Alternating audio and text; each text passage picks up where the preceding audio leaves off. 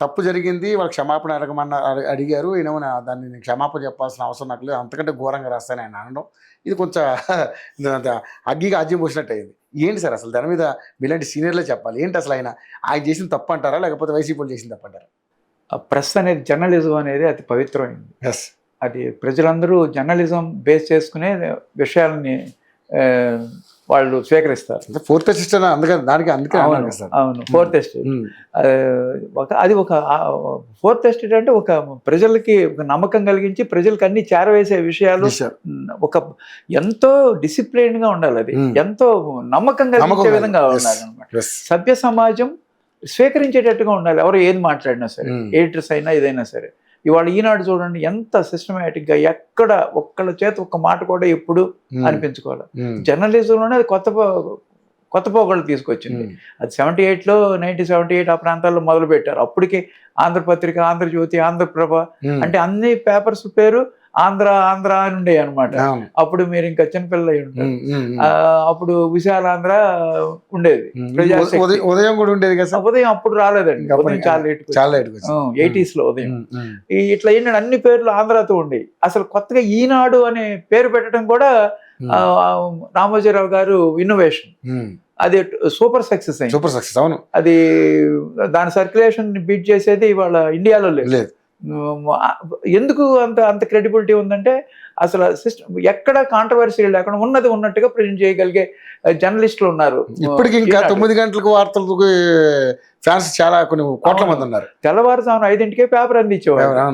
కానీ ఇప్పుడు రీసెంట్గా ఏంటంటే హైదరాబాద్ లో పేపర్ 7:30 అవుతుంది. అసలు ఈ లోపే అందరూ ఎవరి సెల్లో వాళ్ళు పేపర్ చదివేసుకుంటున్నారు. ఫిజికల్ పేపర్స్ చూడలేదు చాలా మంది. కాబట్టి ఒక క్రెడిబిలిటీ సంపాదించుకోవాలి ఏ పేపర్ అయినా సరే, ప్రజల్లో క్రెడిబిలిటీ రావాలి. ఇప్పుడు ఆంధ్రజ్యోతి అనే పేపర్ ఉంది, దాని గురించి మనం మాట్లాడుకోవాల్సి వస్తుంది కదా. కొంచెం కాంట్రవర్షియల్ గా ఉంటుంది ఆంధ్రజ్యోతి. వీళ్ళు కూడా చాలా దమ్మని ఛానలే, కానీ చాలా విషయాలు ఎవరికి తెలియని. రీసెంట్ గా కూడా IAS వాళ్ళు ఒక మీటింగ్ పెట్టుకున్న సంగతి కూడా ఆంధ్రజ్యోతి బయట పెట్టింది. అలాంటివి బయటపడి ఒక్కోసారి ఇప్పుడు తెలుగుదేశం ఫర్ అని ఎల్లో ఛానల్ అని కూడా దీనికి పేరు వచ్చింది. అలాంటి సమయంలో కూడా ఇప్పుడు ఎల్లో ఛానల్ అయినా సరే చంద్రబాబు నాయుడు గారిని, లోకేష్ బాబు గారిని వీళ్ళని కూడా క్రిటిసైజ్ చేస్తూ ఉంటాడు ఆయన తొలి పలుకుల్లో. అంత బ్యాలెన్స్ కలిగి ఒక తెలుగుదేశానికి ఫర్ గానే వెళ్తాయి డిబేట్స్. వెంకటకృష్ణ గారి డిబేట్స్ మాత్రం కొంచెం తెలుగుదేశానికి ఫేవరబుల్ గా ఉంటుంది అనమాట. కానీ అన్ఫార్చునేట్ గా ఇప్పుడు మొన్న జగన్ మావిగన్ అనే ఇష్యూ తీసుకొచ్చాడు కదా అమరావతి చట్టబద్ధత టైంలో. ఆ మావిగన్ ఇష్యూ యాక్చువల్గా వైఎస్ఆర్సీపీలో ఉన్న మాజీ మంత్రులు కానీ, మాజీ ఎమ్మెల్యేలు కానీ, వాళ్ళ కార్యకర్త కానీ వాళ్ళందరూ కూడా ఆశ్చర్యం వేసి వాళ్ళు కూడా వ్యతిరేకించారు. బిగినింగ్ లో మొదటి 2 రోజులు వ్యతిరేకించారు. కొంతమంది ప్రెస్లో కూడా బయటపడ్డారు. వాళ్ళ సంబంధించిన వీళ్ళు ఏది యూట్యూబ్ ఎనలిస్టులు కూడా అపోజిట్ గా మాట్లాడారు. కానీ దాంట్లో కూడా ఒకటి వచ్చింది సార్, పేమెంట్ అందక ముందు అలా మాట్లాడారు, పేమెంట్ అందరికి ఇలా మాట్లాడారు. చివరికి పారితోషికం అంటున్నారు దాన్ని.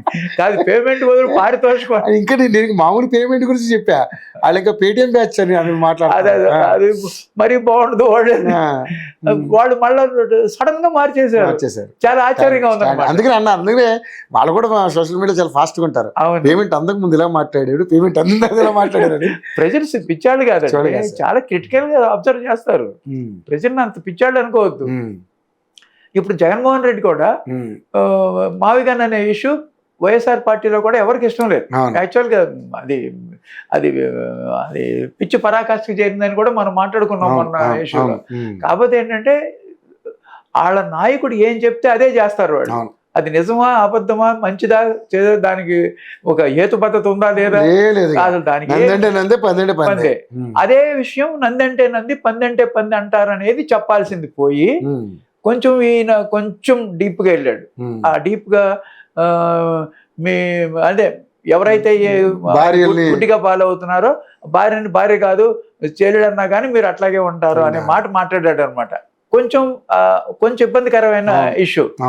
కాకపోతే కంపారిజన్ ఇంకో రకంగా మంచి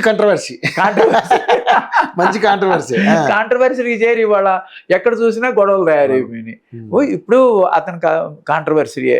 యాక్చువల్గా ఎవరినైతే అన్నాడని అనుకుంటున్నారో వాళ్ళ ఇళ్ల మీద కూడా దాడి జరిగింది.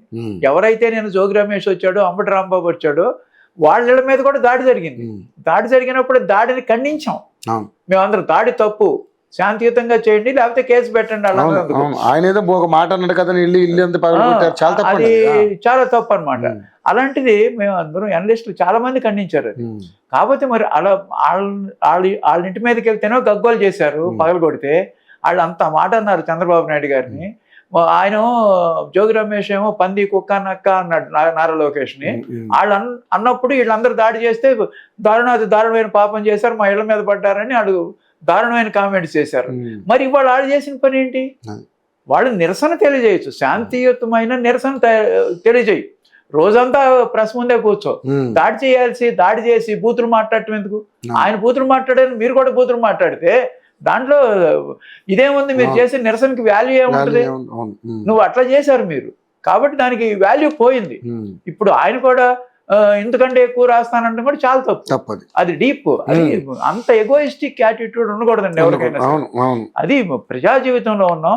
అది ఏంటి, మనం ఏమైనా తప్పు మాట్లాడామా? దాంట్లో ఆత్మ పరిశీలన చేసుకోవాలి. చేసుకుని ఇంతమంది బాధపడ్డారు, ఎందుకు అనవసరంగా మహిళల జోలికి వెళ్ళానో ఆ కంపారిజన్ తప్పేమో అనుకోవాలి. మొండి పట్టుదలకి వెళ్ళకూడదండి. సారీ చెప్పడం అంటే ఆయనకి అవమానం కావచ్చు. చింతిస్తున్నాను, ఇలా నేను కంపారిజన్ చేద్దాం అనుకున్నాను, వాళ్ళని ఎవరిని హట్ చేయదలుచుకోలేదు అనే వేలో ఆయన వెళ్తే బాగుండేది. కానీ దాడి మాత్రం చాలా తప్పండి. నిరసన తెలియజేయచ్చు, ధర్నా చేయొచ్చు, రోజు కాదు 4 రోజులు చేయొచ్చు. వరుసగా ఆంధ్రజ్యోతి మీద క్రిటిసైజ్ చేయొచ్చు. నువ్వు అట్ట చేస్తున్నావు, నువ్వు తెలుగుదేశం ఫేవర్ చేస్తున్నావు, నువ్వు ఎల్లో జర్నల్ చేస్తున్నావు, నువ్వు అట్ట చేసావు, ఇట్ట చేసావు అని రాధాకృష్ణ గారి తప్పులన్నీ ఎత్తి చూపించవచ్చు. వాళ్ళు ప్రెసిడెంట్ రాసుకోవచ్చు. కానీ దాడి చేయకూడదు. ఎందుకంటే వాళ్ళ ఇళ్ల మీద దాడి చేసినప్పుడు మా ఇంటి మీద దాడి చేశారు, ఇది తప్పు అన్నారు, అందరు కూడా తప్పు అన్నారు.